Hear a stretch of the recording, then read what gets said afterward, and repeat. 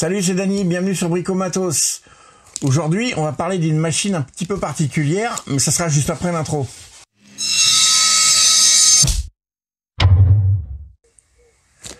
Il y a quelques jours, la société Banggood m'a contacté et m'a proposé toute une liste de matériel qui sont en promo sur la plateforme, en me demandant si je voulais faire une présentation. La bête, elle est là. Alors, son petit nom, c'est une CNC. Sa marque, ça va rien dire à personne. Alors, ça s'écrit Fan Escheng. Mais par contre, il y a tous ceux qui ont entendu parler de CNC qui vont connaître cette appellation. C'est une 3018 Pro. Il y a plein de marques qui créent des petites CNC qu'on appelle les 3018. Donc visiblement, c'est un modèle générique. Quelle que soit l'entreprise qui la fabrique, elles sont à peu près toutes pareilles, elles ont à peu près toutes les mêmes fonctions. Avant d'ouvrir le carton et de vous montrer tout ce qu'il y a dedans, j'ai même pas été voir dans le détail, hein. J'ai ouvert le carton pour sortir la doc parce que je voulais voir tout un tas de choses qui auraient pu être marquées dans la doc. Elle est en anglais, mais bon, admettons. Mais c'est une doc de montage. Alors, j'ai pas été voir au fond s'il y avait autre chose. J'ai l'impression qu'il y a rien qui te dit ni quel logiciel il faut utiliser, ni rien du tout. Ça m'a beaucoup chagriné, je dirais. Mais la notice de montage a l'air très bien faite. De toute façon, on va pas tarder à le savoir parce que on va la déballer, on va mettre toutes les pièces, voir si tout est là, si tout va bien. Et puis on va la monter. Si la notice est bien faite, elle va être montée. Donc, une notice. J'ai déjà mis plein de petites réflexions et des trucs que j'ai pu trouver. L'emballage, à proprement parler, me paraît pas mal. Il y a cette espèce de mousse expansée, j'aime bien. La surface de travail, donc, c'est ça.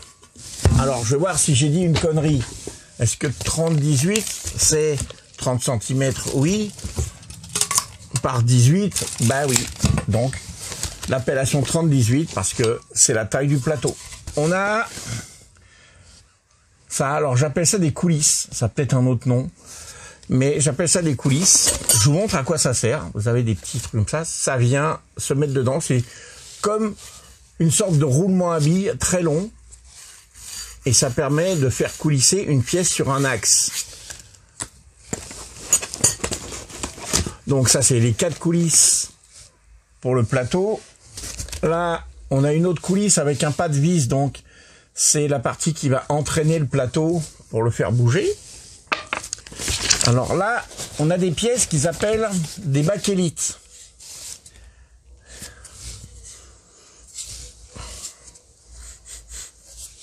Alors, je les sens parce que bakélite, c'est un terme qui, dans ma tête, résonne depuis très longtemps. Mon père utilisait de la bakélite, c'est une odeur très particulière que je retrouve pas là. Vous voyez, ça a l'air d'être un matériau qui est très très rigide. En fait, l'intérêt, si c'est vraiment de la bakélite, ça peut être une bakélite plus moderne que celle qu'utilisait mon père à l'époque, hein.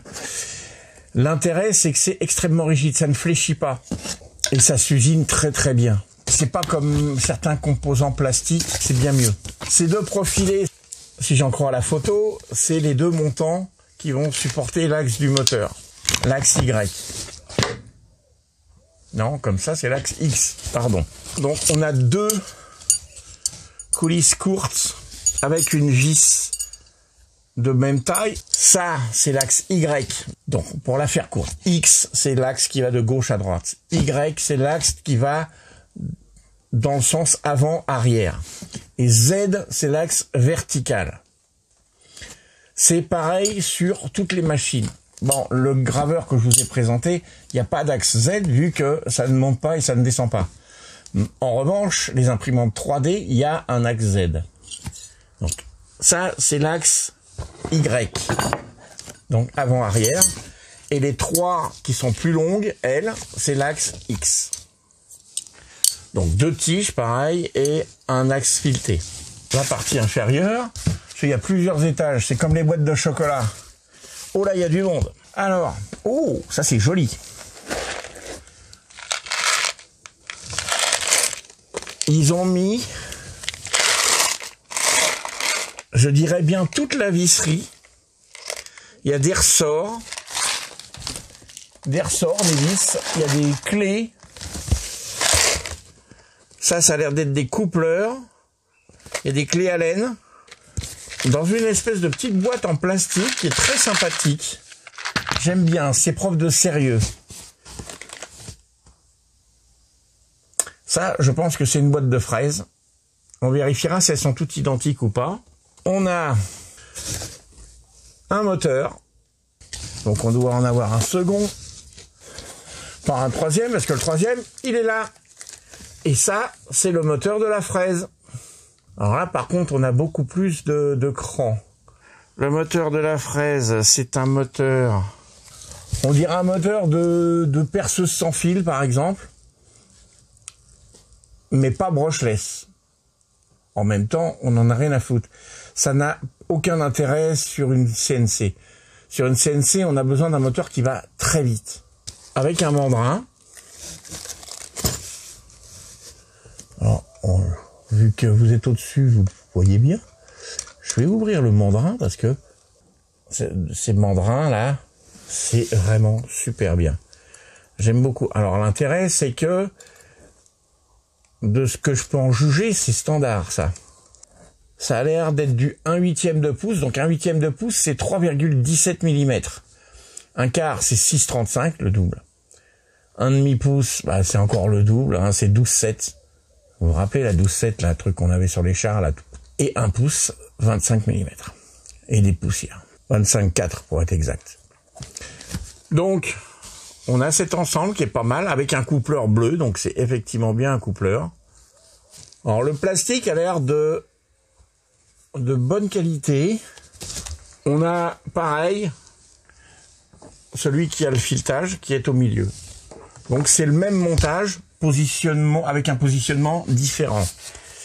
On a un bloc d'alim, avec une prise à la con, 100 à 240 volts. Donc, par contre, ce qui est bien, c'est que l'adaptateur marche absolument partout, vu qu'il fonctionne de 100 à 240 volts.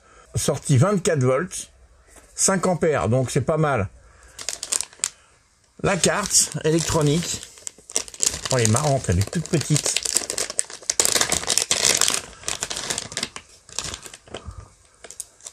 Oh, avec des petits radiateurs de refroidissement. Ah bah, trois radiateurs de refroidissement pour venir sur les 3 circuits là. Hop, on range ça avant de mettre les doigts de trop sur le circuit. On a un câble USB, un mini USB. Oh, dis donc, ça fait 20 millions d'années que j'ai pas vu ça. On a un cordon là type alimentation avec des cosses. Ah oui, bah je suppose que donc le cordon qui est là, ça doit aller sur la carte électronique. Il doit y avoir une sortie. Et de l'autre côté, on a 2 cosses comme ça avec des belles protections. C'est bien monté. Hop, pour alimenter notre moteur. Ça, c'est les connecteurs pour les moteurs. Et là, on a les profilés en X, ils appellent ça. Donc c'est du double profilé. Ça c'est du double. Ça c'est du double. Là on a pareil, bakélite. Voyons, ils sont mouse les montants. Bon, alors le trou là, par contre, l'usinage, il a un peu cracra. Voyons, il a pris, ouais. Ah, vous voyez, les longs profilés, c'est des simples. Bon, on va voir au montage, hein.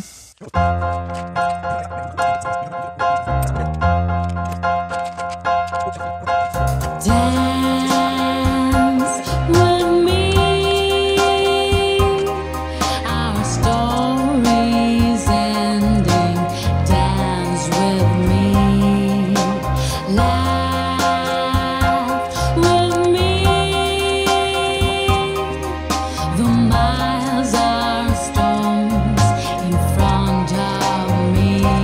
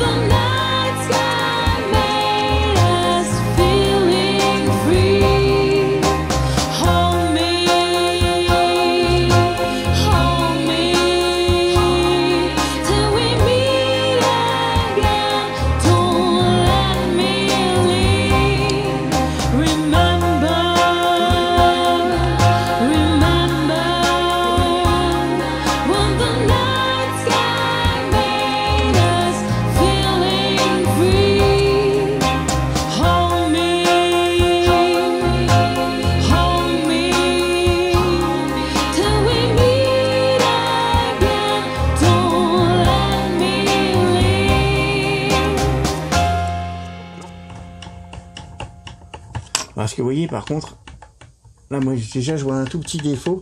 C'est que perpétuellement, on va avoir cette espèce de... Vous voyez? Donc ça, je pense que dans la catégorie amélioration, il va y avoir le calage de cette pièce. Parce que un truc qui tape en permanence, ça fait des centaines et des centaines de fois ce mouvement. Si à chaque fois ça tape, déjà ça fait du bruit, c'est très chiant. Et en plus, ça va esquinter la pièce en plastique là. Donc je pense qu'il va falloir insérer une cale sur le côté. Ça, c'est même pas je pense, j'en suis absolument certain. Il va falloir qu'on mette une cale. Parce que sinon, ça va pas le faire, il va y avoir quelque chose qui va nous enquiquiner. Allez, on continue le montage.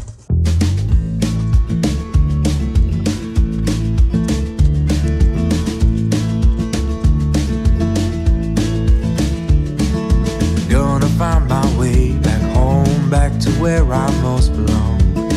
Feeling like this day will never end. Heading about the place I roam, never feeling quite my own. Somehow get the feeling I don't fit in, but I know that I'll be coming home to you. And you know that I'll be driving home to you.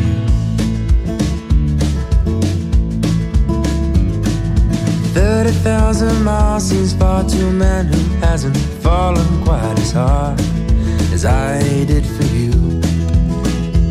But it seems with every step I make was a road that I was bound to take for a journey to wind up here with you, my home, sweet home. I would do it all again for you.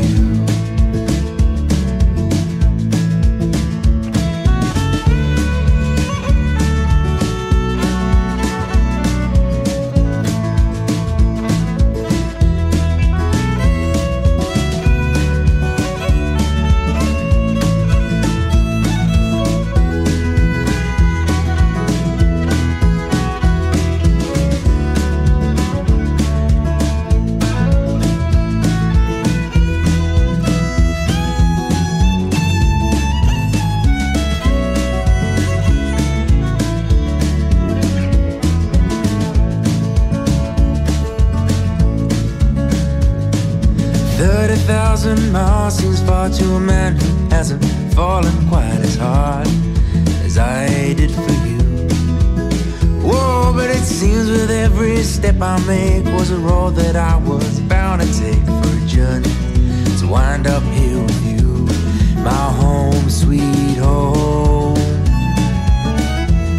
my home, sweet home, my home, sweet home.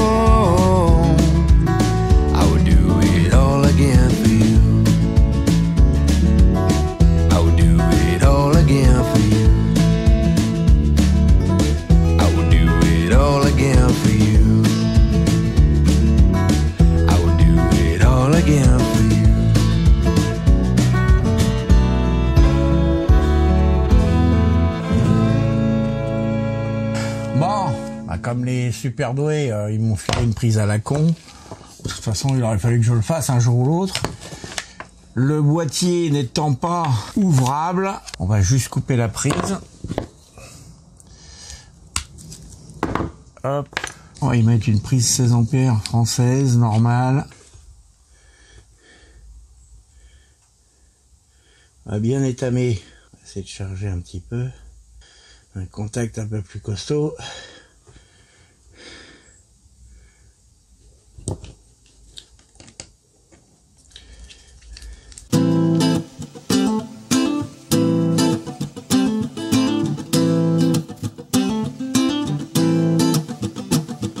Life's a foolish game. Do you ever feel the same? Well, maybe we could change, turn the ship another way. Feel it in the darkness, sailing right into those jagged cliffs. Yeah. Some say we've always been insane. Hey, life's a foolish game. Simple equation, burning closed system. Got the world gone missing, plus all our CO2 emissions. Bon, voilà le résultat.